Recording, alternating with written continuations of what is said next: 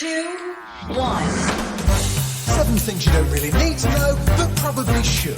I'm Jamie East, and this is the Sunday Set. In today's spooky episode, scientists create a Frankenstein human rat brain, the spooky science at this year's Nobel Prize ceremony, and we discover why some of us are irresistible to those little flying bloodsuckers. But first, it was on this day 1938, a radio broadcast of H.G. Wells' The War of the Worlds, narrated by Orson Welles, led to a mass panic. Listeners were convinced that a Martian invasion was taking place, and they fled to the streets. 7.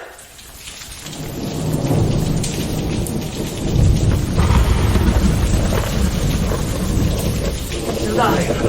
Oh, it's alive! It's alive! It's alive! It's alive! It could have been written by Mary Shelley herself. Scientists have transplanted human brain cells into the brains of baby rats. Not only was the implantation successful, the human cells actually integrated into the rat brain, growing and forming connections. This alarming research is part of an effort to better study human brain development and diseases affecting our brains. This complex organ is what makes us who we are, but has long been shrouded in mystery. We've been growing three-dimensional cultures that resemble parts of the nervous system for many years now. And so here, what we tried to do is to see whether by putting the cells inside a brain of a rat, we could advance to further stages of maturation that we've seen before. That's Sergiu Pasca, Professor of Psychiatry and Behavioural Sciences at the Stanford School of Medicine. Once Pasca and his team develop the human cells in a lab dish, they study how those cells behave and interact with each other. So we've learned that human cells integrate well into the rat brain. Human cells not just receive responses, they also send signals throughout the rat's brain. And in fact, we found that if you manipulate the activity of human neurons, you can change the behavior of a rat. And I think that's very important because most psychiatric disorders are behaviorally defined. So with this platform now, you can actually transplant patient cells on one side of the brain and test in that in vivo environment whether there are circuit level and behavioral consequences for that disease context. So, by transplanting these cells into a rat's brain, we can learn more about how to treat these psychiatric diseases. Most of what we know about the human brain comes from studies done in animals. And so there is a unique opportunity now to capture previously inaccessible stages of human brain development with this model that at stages where many of the psychiatric disorders actually arise. We've used cells from patients with a specific form of autism and epilepsy and found that only by transplantation can we actually identify defects. Like the cells, you would look at the cells in the dish and you wouldn't find any differences, but then you put them in and suddenly we see differences in how complex the cells really are. Transplanting human cells may most likely reveal disease phenotypes that we would not be able to see in a dish. As beneficial as this research appears, there are obvious ethical questions about merging human and animal cells. It's also becoming clear that if we want to understand psychiatric disorders, which are to a large extent uniquely human conditions, we're going to need human models. There's a moral imperative to understand the biology of the psychiatric disorders. Sometimes making bold discoveries will require developing bold new methods. I think ultimately a platform like the one that we've developed here would allow us to gain new biological insights into what makes the human brain unique and what are some of the biological bases of psychiatric disorders. And ultimately, I think it can also function as a platform for studying drugs. And now that platform has to be put to work. Hopefully, we will be able to, in the near future, translate some of the findings into the clinic. So genetic forms of autism, epilepsy, and schizophrenia. We hope that this platform will enable the discovery of new therapeutic targets that could benefit patients with autism and other neuropsychiatric conditions.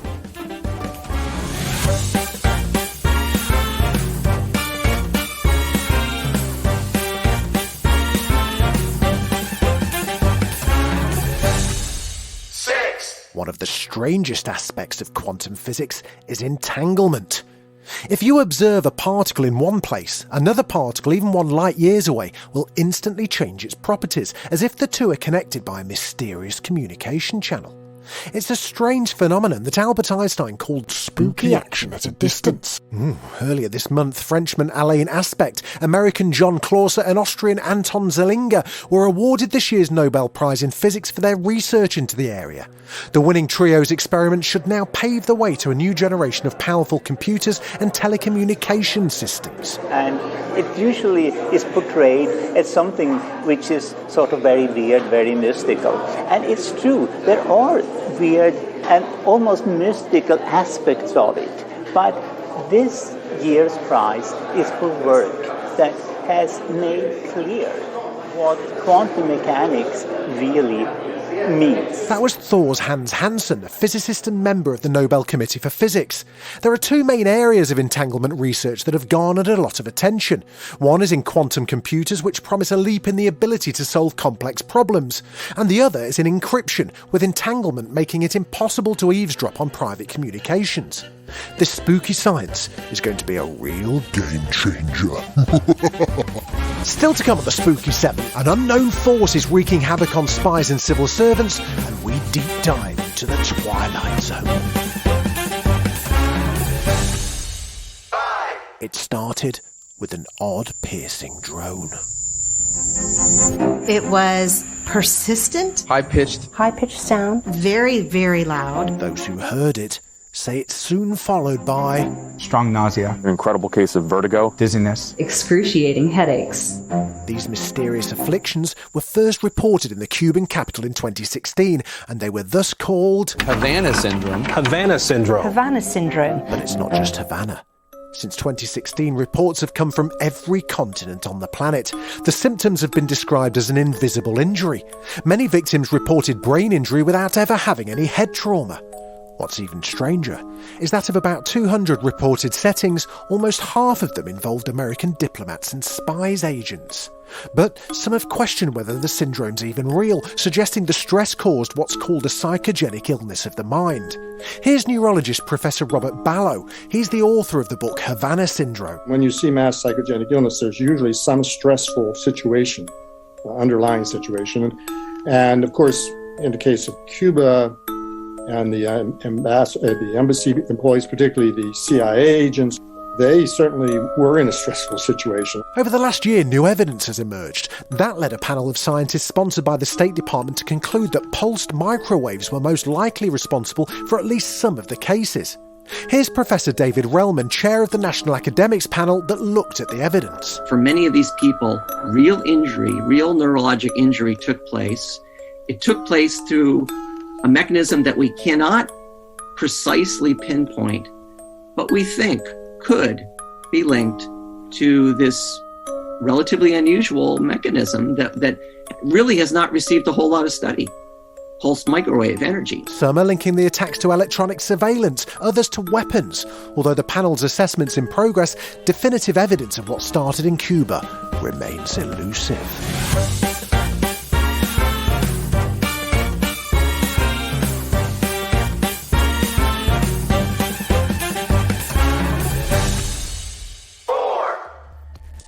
Far beneath the surface of the ocean, where shadow and light meet, exists an almost hidden world, known as the Twilight Zone.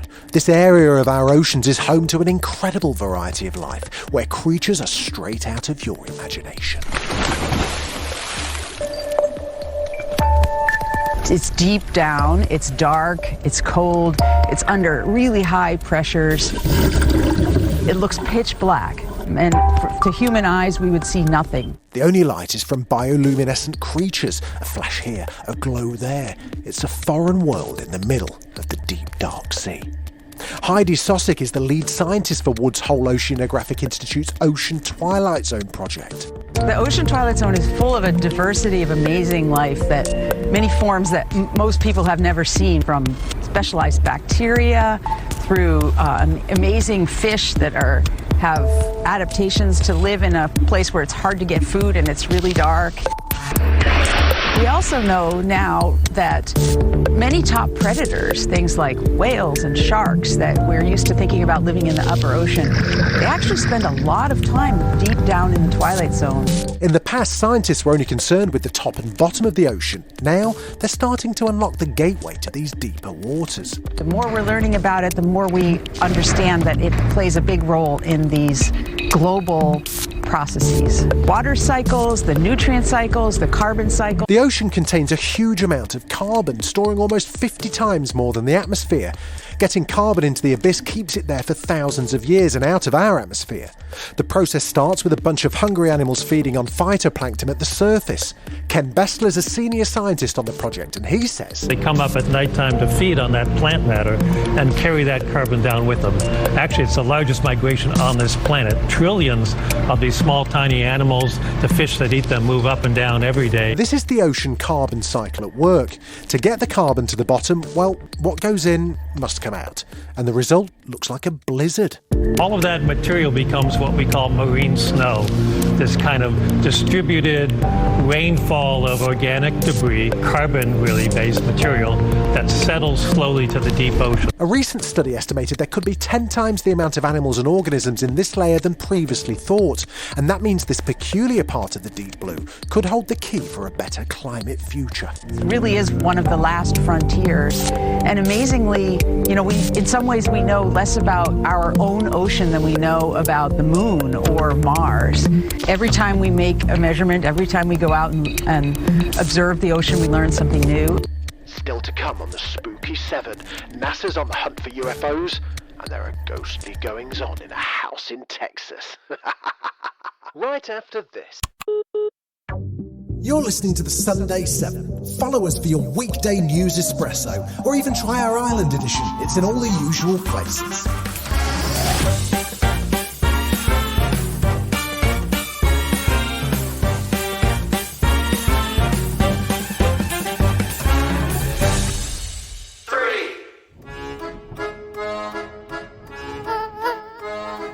Mosquitoes, it's impossible to hide from them. They'll sniff you out, hunt you down and sink their teeth into you. No one's safe, but some of us are distinct blood-sucking magnets. There are many popular theories for why someone might be a preferred snack: blood type, blood sugar level, consuming garlic or bananas, or even just being a woman.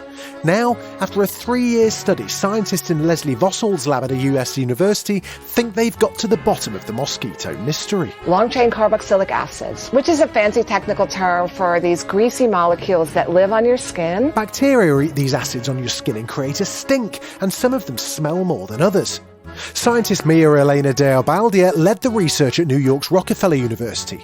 Nylon clothes worn by the subject were placed in a device she built herself, and the mosquitoes were drawn to the strongest smell. When you put them head to head, it's striking. The hope is these results will improve repellence. While here in Europe and in places like the US, mosquitoes are certainly an annoyance, but in much of the world they're spreading deadly diseases, killing more than 700,000 people a year. Better repellent will just save lives. If you're unlucky enough to smell irresistible to mosquitoes, scientists say changing your shower gel or your diet makes no difference at all. The mosquitoes will still find you. Hard luck.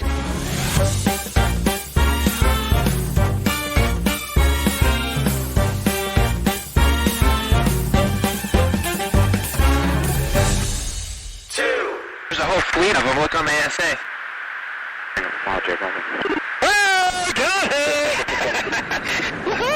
Roger. That was the sound of US Navy pilots celebrating after they locked on to an unidentified flying object design across the sky back in 2015. Videos and clips like these have fueled years of UFO speculation and questions about extraterrestrial life. Now, NASA's taking charge and looking for more answers. The space agency is officially launching a study on unidentified aerial phenomena. A group of 16 people, including astronauts, astrophysicists, biologists and oceanographers, will be digging into all of the unclassified data that's out there and finding better ways to analyse and catalogue it. The team aims to make all of their findings public by mid-2023. So how's all this going to go down?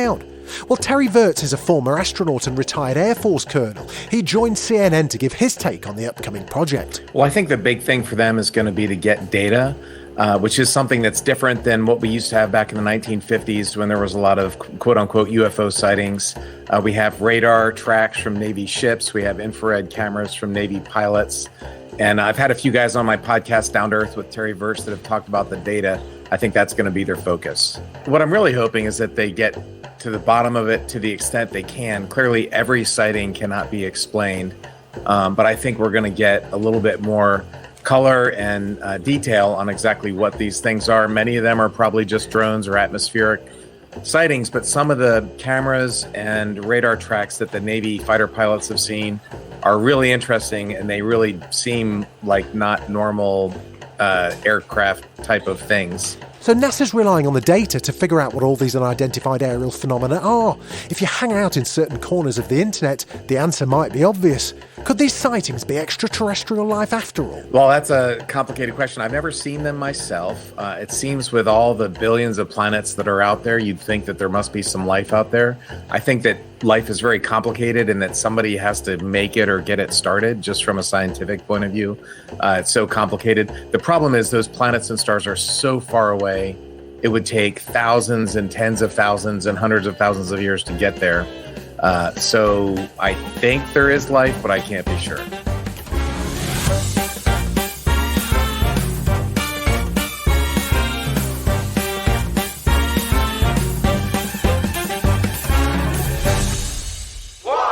In Gainesville, Texas, a homeowner's faced with a hair-raising problem trying to find tenants. Like a revolving door. The longest anyone stayed in this house was 6 months. Linda Hill says she and her husband had no idea why, but after 10 tenants moved out after 2 years, someone told her it was haunted. She didn't believe it at first, but then, while she was taking a shower, through the curtains, a dark figure whispered, "Looking good." And then he turned and walked off. Linda assumed it was her husband until her husband walked in. And he said, "Who were you talking to?" And it was like, oh my God, it really is haunted. Rumour has it the house used to be a brothel, which may explain why the ghosts here are a little bit, how do I say this? Sexual. No other way to put it. Yeah. Even audio recordings have caught the ghosts talking dirty. Oh baby, yeah. Yeah, I like it like that. For those reasons and many more, Linda gave up on finding tenants and gave the house a name, Hill House Manor, where people can now investigate the ghostly goings-on for themselves. No thank you. This has been the Sunday 7. Wherever you're listening, do us a favour and hit the follow button. We'll be back tomorrow at 7 a.m. with the regular Smart 7. Have a great rest of your weekend. Written, produced and published by Daft Doris.